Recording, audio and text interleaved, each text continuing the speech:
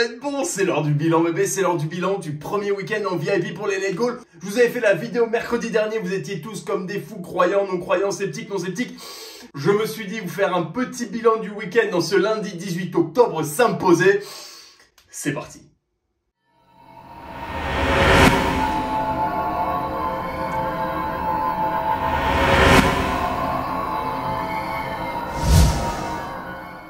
Bon les enfants, pour une fois, je vais pas commencer en vous disant de vous abonner à la chaîne, nanani, nanana, on s'en fout. Je vais commencer en étant sérieux, 30 secondes, ça peut pas me faire de mal. Je voudrais tout d'abord dire un énorme merci, et une gratitude énorme de ma part pour tous ceux qui m'ont fait confiance, pour tous ceux qui ont rejoint le VIP pour ce premier week-end. Bon, je sais que c'est pas évident de faire confiance, surtout, on va pas se mentir, j'ai une personnalité relativement clivante, un tout petit peu, entre ça et tous les losers qui t'envoient des cotes à 1,20 sur de l'over 1,5, over 2,5, du drone au bet, etc. et qui te disent en permanence c'est impossible, c'est impossible, c'est impossible. Voilà, je tenais vraiment du fond du cœur à vous dire merci pour votre confiance. Petit spoiler pour vous qui regardez la vidéo, qui n'avez pas fait partie du VIP ce week-end, ça a été un succès. Donc les gars, vous avez eu raison, félicitations, on s'est gaffé, on s'est foutu plein les fouilles. Bref, c'est parti, on analyse. Bon, tout d'abord, je tiens à dire que j'étais dans un bon mood. Ok, je commence le week-end, je suis bien, je suis pompé là, je me dis putain, ça va être magnifique, nouveau late goal, etc. Petite pression, je vous cache pas, petite pression, d'accord? Parce qu'en fait, encore une fois, mon but, c'est que vous ayez des résultats, c'est que vous gagnez de l'oseille, d'accord? Je me sens personnellement responsable si jamais c'est pas le cas. Donc voilà, forcément, petite pression, mais je suis bien. Vendredi soir, je prends un petit trade, d'accord? Micro-position, 0,5% sur Schalke qui passe tranquille, détendu, au calme, zen, on est bien, d'accord? Petit late goal qui passe au calme. J'envoie les prédictions que je vous montre d'ailleurs tout de suite pour le samedi. Donc très bien, ça va commencer à midi heure française avec un petit match au Japon, petit match de derrière les fagots avec Yokohama qui a des stats en fin de match qui sont juste dinguissimes. Je me dis nickel chrome, on va poser, on va gagner de l'oseille. Non. Non. Là, Paul, il était en syncope. Là, j'étais pas. Quand je vous dis que j'étais pas bien, je vous fais une petite traduction. Je pense que vous avez compris. Et je pense que si vous tradez sur Orbitix, sur Betfair, quoi que ce soit, vous avez le même problème ce week-end. En maintenance. Qu'est-ce que tu me fais une putain de maintenance un samedi? Là, je suis en train de devenir fou. Je suis en train de me dire, putain, mais c'est pas possible. En plus, on était à 2 doigts de poser le trade sur Yokohama. On était bien, on était chaud, on était prêt. La cote était pleine. Là maintenant ça arrive. Qu'est-ce qui se passe? But marqué, 88e minute. Donc, notre pari serait passé. On aurait déjà pris début de week-end, premier trade en détente, au calme. On aurait déjà pris nos petits 5% de profit. 5% sur un trade. Comme ça, en détente, tranquille, avec le petit café samedi après-midi. C'est pas grave. C'est pas grave, tranquille, je me détends. J'essaye de pas m'énerver. Je fais hop! Comme par magie, littéralement 10 minutes après, d'accord, juste le temps pour nous de rater ça. Le marché revient, nickel chrome, parfait. Il y a justement les matchs de Liverpool et de Dortmund qui se jouent. 10% bébé, 10% bébé au calme, en détente absolue, d'accord. Liverpool qui marque son 5e but, c'est de la folie. Dortmund qui nous kiffe, Haaland qui nous fait une folie comme d'habitude pour le petit but du 3-1. On est bien bébé, on est au max. Qu'est-ce que tu veux que je te dise? Big money, Macaille, d'accord? On est au max et in fine, mine de rien, d'accord? Ça fait plus 10% en fait, d'accord? Ça fait plus 10% qui aurait, soit du temps passant, encore une fois, dû être plus 15%, ok? En 2 matchs, ok? 10% en 2 matchs. Des mecs qui se disent professionnels pleureraient et donneraient tout pour faire un plus 10% sur un mois, d'accord? Ils n'y arrivent pas, ok? Je vois des pseudo-professionnels qui nous font des moins 5, moins 6, moins 7% par mois. Tu fais pas ce qu'il faut, bébé, qu'est-ce que tu veux que je te dise? Ouais, viens avec nous, en fait, prends un abonnement au Late Goal et on n'en parle plus. Bref, dans la foulée, petit match de Manchester City, les stats sont pas folles, Kevin De Bruyne qui sort. Je me dis ça se tente quand même, d'accord? Ça se tente quand même, on ne sait jamais, sur un malentendu, Manchester City... Machine à but, cette saison c'est un petit peu plus compliqué en fin de match, mais bon, on y va quand même, c'est pas grave, on rentre, ça passe pas. Tant pis, c'est pas grave, c'est le jeu ma pauvre Lucette, moins 1% sur ce match, 3 matchs, 2 gagnés, 1 perdu, on est bien quand même. Bon, dans la foulée, petit trade à Mol 2, là je vois que le rythme est retombé, la cote est mauvaise, les meilleurs buteurs sont sortis, j'envoie tout de suite un message sur le groupe. Ça sent pas bon les gars, ok, ça sent pas bon, il se passe rien. Next, on passe à autre chose, donc déjà... esquivé, d'accord? En l'occurrence, il aurait perdu, il ne serait pas passé. Donc très bien, on économise de l'argent. Mais dans la foulée, on avance. On veut prendre le match de l'Ajax et on veut prendre le match de Salzbourg. rebelote bébé, Betfair qui plante. Ça m'est jamais arrivé que Betfair plante autant sur un samedi depuis des années. Forcément, lancement du groupe, ça plante. Les deux trades, en l'occurrence de l'Ajax et Strasbourg, ne seraient pas passés. Là, tu te dis en détente dans ton canapé, ouais, Polo, t'as du bol terrible, comme ça, t'as pas perdu d'oseille. On se rappelle quand même que le match de Yokohama, qui avait gagné en début de journée, ok, donc plus 5%, n'est pas passé à cause d'une maintenance Betfair. D'accord, ça fait plus 5% et potentiellement moins 2% sur ces matchs si on les avait pris. Plus 3% quand même.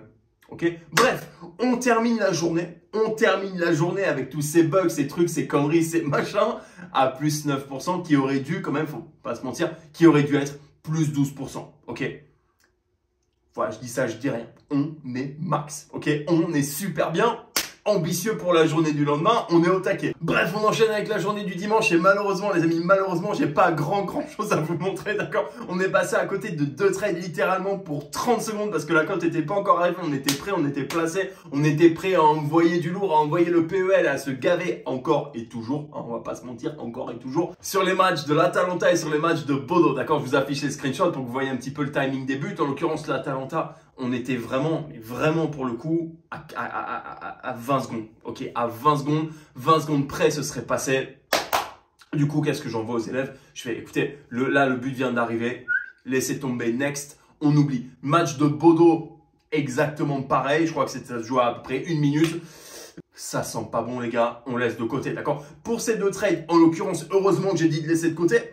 Parce que ce serait pas passé et il y aurait une perte d'argent. Donc, quelque part, on touche du bois, on se dit, on a économisé. Quelque part, économiser de l'oseille, c'est gagner de l'oseille. D'accord? Tout simplement. Dans la foulée, petit match de Napoli qui nous a fait un match bien dégueulasse. D'accord? Qui gagne 1-0. Celui-là, on s'était placé. Donc voilà, il est perdu. Malheureusement, bilan moins 1% à nouveau sur ce match. Ça arrive. D'accord? Ça arrive, bébé. Et enfin, dernier match de la journée. Match en Belgique. Match à 21h.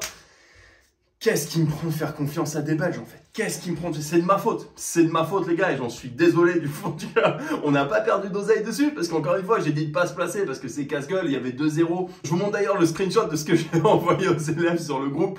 Il y a 2-0, ça m'inspire pas confiance. Si vous décidez d'y aller, rentrez avec une toute petite mise.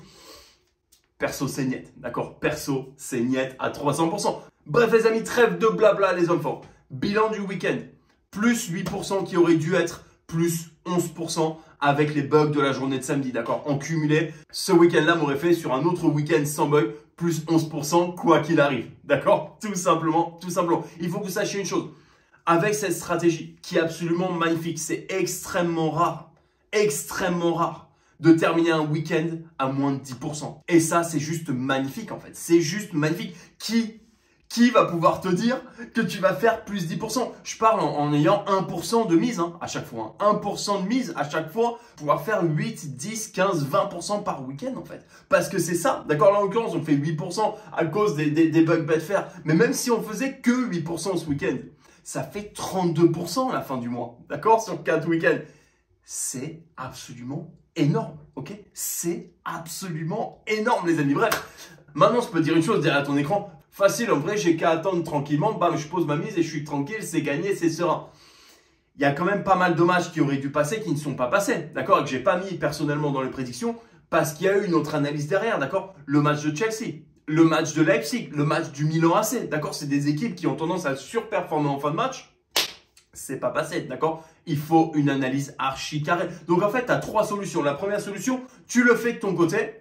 Et je te souhaite tout le meilleur. Et si tu y arrives, encore une fois, c'est magnifique. N'hésite pas à m'envoyer un message avec tes résultats. Deuxième solution, tu restes avec des tipsters pourris. D'accord? Tu restes avec des tipsters qui t'envoient des codes dégueux, des codes à 1,20, 1,30, 1,40 et qui ont l'impression qu'ils ont inventé le fil à couper le beurre. D'accord? Style R2Z et j'en passe et des meilleurs. Vous connaissez mon avis sur les meilleurs du marché. Bref, troisième solution, tu le fais avec la seule personne qui le fait en France, qui le fait efficacement et qui est en positif. Quasiment 100% des week-ends, d'accord? Quasiment 100% des week-ends est largement en positif, bébé, d'accord? On n'est pas en train de parler de clopinette à 0,5 ou 1% et se satisfaire parce que j'ai fait une séance de trading à plus 0,42%. C'est de la daube, d'accord? C'est de la daube, ok?